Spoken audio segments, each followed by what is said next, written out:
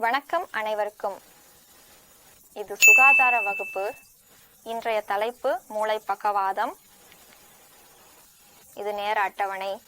முதலாவது மூளை பக்கவாதம் என்றால் என்ன, பிறகு மூளை பக்கவாதத்தின் வகைகள் மற்றும் அதன் அறிகுறிகள், அதற்கு பிறகு மூளை பக்கவாதத்தை எப்படி சிகிச்சை செய்ய வேண்டும் என்பதையும் நாம் கற்றுக்கொள்வோம். முதலாவது மூளை பக்கவாதம் என்றால் என்ன என்பதை பார்க்கலாம். அதை பார்ப்போம். மூளை பக்கவாதம் என்பது மூளையில் இரத்தம் குறைவதால் ஏற்படும் மூளை செயலிழப்பு ஆகும். இரத்த ஓட்டம் தடைப்பட்டாலோ அல்லது ஒரு இரத்த குழாய் வெடித்தாலோ அது மூளை திசுக்களை இறக்கச் செய்கிறது. மூளை பக்கவாதம் என்பது ஒரு மருத்துவ அவசர நிலை. எனவே சிகிச்சை உடனடியாக வழங்கப்பட வேண்டும். மூளை பக்கவாதம் என்றால் என்ன? இந்த படத்தை பார்ப்போம். முதல் கட்டமாக இந்த இரத்த கட்டி சில நேரங்களில் ஆர்டீரியல் ஃபைப்ரிலேஷன் என்ற நிலையில உருவாகலாம். அது என்னன்னா, இரத்த கட்டி என்பது இரத்த குழாய், அதாவது இந்த குழாய் ஃபைப்ரிலேஷன் நேரத்தில் உருவாகலாம்.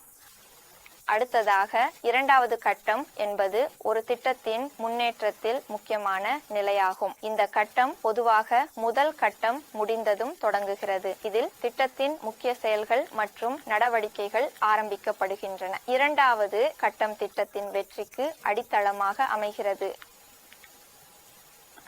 அப்படி என்றால் நாம் பார்க்கலாம். இந்த படத்தை பார்ப்போம். முதல் கட்டம் இரத்த கட்டி உருவாகும் நிலை. இரத்த கட்டி ஆர்டீரியல் ஃபைப்ரிலேஷன் நேரத்தில் உருவாகலாம். இரத்த உறைவு என்பது அந்த இரத்த நிறை. எனவே அந்த நிறை இதயத்தில் உருவாகலாம். அடுத்து இரண்டாவது கட்டம் என்பது அந்த கட்டி பயணம் செய்வது. இரத்த கட்டி இரத்த குழாயில் பயணம் செய்து இறுதியில் அந்த கட்டி மூளையில் உள்ள ஒரு ஆர்டரியை அடைத்து ஸ்ட்ரோக் ஏற்படுகிறது. அப்படி என்றால் மூளை ஸ்ட்ரோக் வகைகளை பார்ப்போம். மூளை ஸ்ட்ரோக்கிற்கு 2 வகைகள் உள்ளன. முதல் வகை இஸ்கீமிக் ஸ்ட்ரோக், மற்றொன்று ஹெமராஜிக் ஸ்ட்ரோக். 85% சம்பவங்கள் இஸ்கீமிக் ஸ்ட்ரோக், 50% சம்பவங்கள் ஹெமராஜிக் ஸ்ட்ரோக் ஆகும். எனவே இரத்த உறைவு ஓட்டத்தை நிறுத்தும் போது இஸ்கிமிக் பக்கவாதம் ஏற்படுகிறது. பின்னர் இரத்த நாளம் உடைந்து இரத்த கசிவு பக்கவாதம் ஏற்படுகிறது. இஸ்கிமிக் ஸ்ட்ரோக் என்பது இரத்த கட்டி இரத்த ஓட்டத்தை தடுக்கும் போது ஏற்படுகிறது. இடது பக்கத்தில் உள்ள படத்தை பார்ப்போம். நீங்கள் அதை பார்க்கலாம். அடுத்து ஹெமராஜிக் ஸ்ட்ரோக் என்பது பலவீனமான இரத்த குழாய் வெடிக்கும் போது ஏற்படுகிறது. வலது பக்கத்தில் உள்ள படங்களில் நீங்கள் அதை பார்க்கலாம். அப்படினில் மூளை ஸ்ட்ரோக் ஏற்படும் போது ஏற்படும் அறிகுறிகளை பார்ப்போம். ஸ்ட்ரோக்கின் அறிகுறிகள் என்ன? ஸ்ட்ரோக்கின் முக்கியமான அறிகுறிகள் பின்வருமாறு உள்ளன. முதலாவது, குழப்பம், பேசுவதிலும் புரிந்து கொள்வதிலும் அதிக சிரமம். இரண்டாவது, மிகவும் வலியுடன் கூடிய தலைவலி.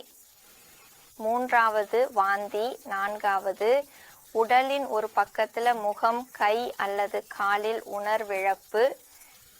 அதன் பிறகு மயக்கம் மற்றும் பார்வை குறைபாடு ஆகியவற்றையும் காணலாம்.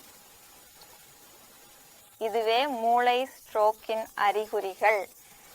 பலவீனம், திடீரென சக்தி இழப்பு அல்லது முகம், கை, காலில் உணர்விழப்பு, பேசுவதில் சிரமம், திடீரென பேசுவதிலும் புரிந்து கொள்வதிலும் சிரமம், பார்வை குறைபாடு, திடீரென பார்வை குறைபாடு, தலைவலி, மிகவும் வலியுடன் கூடிய தலைவலி மற்றும் மயக்கம், திடீரென சமநிலையை இழப்பது ஆகியவை அடங்கும். இதில் மிகவும் முக்கியமானது மூளை ஸ்ட்ரோக்கை எவ்வாறு சிகிச்சை செய்ய வேண்டும் என்பதே. ஸ்ட்ரோக் மிகவும் விரைவாக நிகழ்கிறது மற்றும் உடலில் பெரிய தாக்கத்தை ஏற்படுத்துகிறது. ஒருத்தர் ஸ்ட்ரோக்கை சரியாக கையாளவில்லை என்றால் அது மரணத்தை ஏற்படுத்தும். நாம் ஸ்ட்ரோக்கின் அறிகுறிகளை விரைவாக கண்டுபிடித்து உடனே மருத்துவமனைக்கு செல்ல வேண்டும். ஃபாஸ்ட் சிக்னல் என்பது ஸ்ட்ரோக்கின் அறிகுறிகளை நினைவில் வைத்துக் கொள்ளும் ஒரு வழியாகும். இது ஸ்ட்ரோக் தொடங்கும் நேரத்தை விரைவாக அடையாளம் காண உதவும். அப்படின்னால் ஃபாஸ்ட் சிக்னல்னால் என்ன, அதை பார்க்கலாம். அப்படின்னா FA ஃபாஸ்ட் சிக்னல் இதுதான். இதுல F என்பது முகம் என்று பொருள். முகம் சீரற்றதாக இருக்கிறதா? அடுத்து A என்பது கை, ஒரு கை கீழே விழுகிறதா? S என்பது பேச்சு, அவர்களின் பேச்சு வித்தியாசமாக இருக்கிறதா? T என்கிறது நேரம். இந்த அறிகுறிகளில் ஏதேனும் கவனித்தால் உடனே 102 என்ற எண்ணுக்கு அழைக்க வேண்டும். அப்படின்னா மூளை பக்கவாதத்தை எப்படி கண்டுபிடிப்பது, அதை பார்ப்போம். FA ஃபாஸ்ட் சிக்னலை FASTன்னு நம்ம நினைவில் வச்சுக்கொள்ளலாம். F என்பது முகம் சாய்வது என்று பொருள். ஒருவர் புன்னகை செய்ய முயற்சித்தால் முகத்தின் ஒரு பக்கம் இப்படி அல்லது இப்படி சாயுகிறதா? FA என்பது கை பலவீனம் என்று பொருள். ஒருவர் இரு கைகளையும் உயர்த்த முயற்சித்தால் ஒரு கை இப்படி கீழே விழுகிறதா? தயவு செய்து அவர்களின் கைகளை இப்படி உயர்த்தச் சொல்லுங்கள். ஆனால் சிலர் ஒரு பக்க கையை உயர்த்த முடியாமல் அந்த பக்கம் கீழே விழும். S என்பது பேச்சு சிரமம் என்று பொருள்.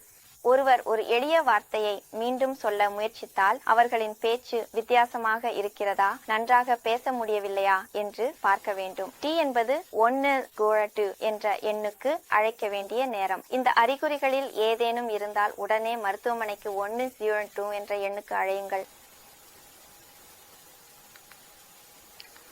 இதுவே ஒரு எளிய படி ஸ்ட்ரோக் அடையாளம் காணும் முறை. அந்த நபரை புன்னகையுடன் நாக்கை வெளியே காட்டச் சொல்லுங்கள், அல்லது ஒரு முழுமையான வாக்கியம் பேசச் சொல்லுங்கள், அல்லது இரு கைகளையும் உயர்த்தச் சொல்லுங்கள்.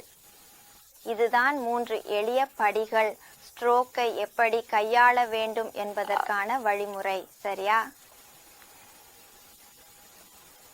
சுருக்கமாக சொன்னால், ஸ்ட்ரோக் சரியாக கையாளப்படவில்லை என்றால் அது உயிரிழப்பிற்கு காரணமாகலாம். ஸ்ட்ரோக்கின் அறிகுறிகளை விரைவாக கண்டுபிடித்து உடனே மருத்துவமனைக்கு செல்ல வேண்டும். ஃபாஸ்ட் சிக்னல் என்பது ஸ்ட்ரோக்கின் அறிகுறிகளை நினைவில் வைத்துக் கொள்ள ஒரு வழி.